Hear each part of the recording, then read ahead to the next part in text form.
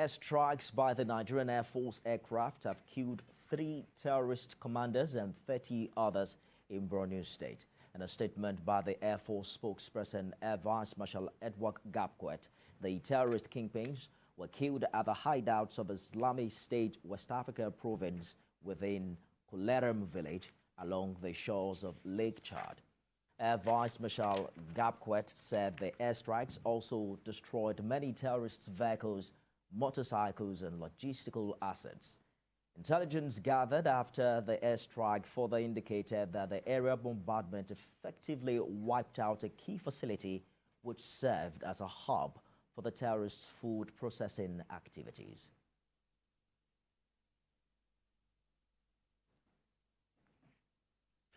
I'm joined now by the Nigerian Air Force spokesman, Air Vice Marshall Edward Gabkwet, for more on this new development. Thank you for joining us on TVC News at 7. Walk us through the intel preceding and aftermath of this strike. What more are you learning? Yeah, thank you for having me on your program. Let me just start by saying Kolleram is a very active environment on the fringes of the Lake Chad area, and it's an area that in recent times these terrorists have continued to use as their hub.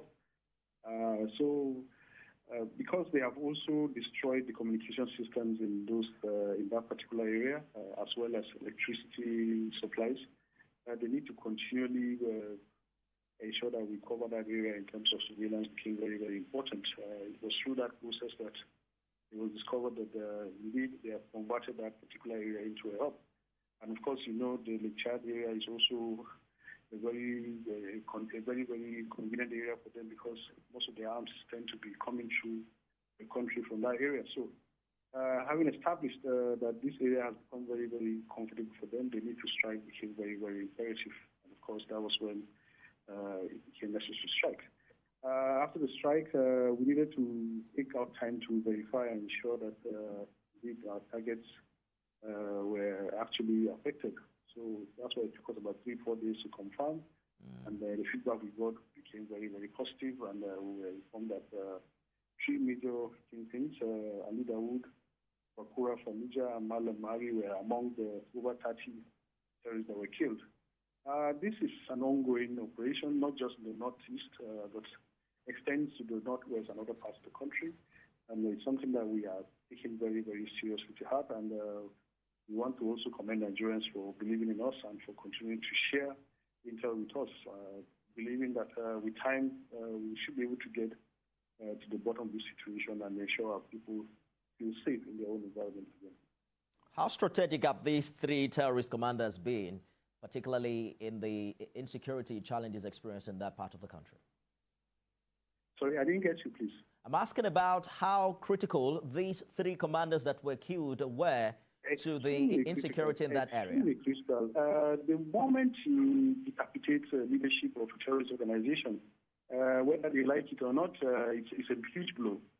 It's a huge blow on them, on their confidence, on their morale, and on their capability to regain their confidence and see if they can fight you again.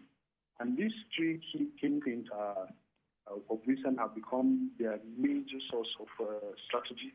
And of course, they have been very, very instrumental in the strike that they have continued to take on soft targets, civilians and school children and all of that. So taking them out is critical, you know, in all of the operations. And for those that still want to fight, well, that's their luck. But for those that see this as a sign that probably the writings of the world that this fight that they continue to bring up on Nigerians is coming to an end. It's just an indication that the game is almost up. Give up your arms, come out, surrender, and of course we need to get this thing over with so that we can move on with our lives. Talk to us about the improvement that the Nigerian Air Force has been able to make in precision attacks, you know, to ensure 0 civilian casualties in strikes of this nature following the accidental bombing in Kaduna the other time. Look, we've continued to say we must realize we are in a war situation, whether we like it or not. And war situations, mishaps are likely to happen, and sometimes accidents happen in terms of collateral damages. They are not intended in any way. And there are things that when they happen, we come out, we admit, and we apologize, and we take lessons and move on. So these things, you can't separate them from a war situation. And we are fighting an insurgent that continues to mix with the populace, with the civilian populace. Something so different to separate the criminal and then, of course, our citizens.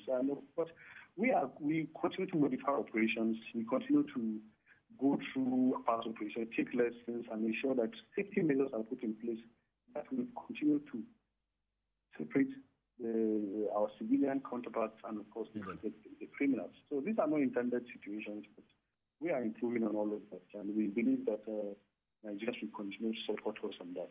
Spokesman, Nigerian Air Force Vice Marshall Edward Gabkwet, thank you for talking to us.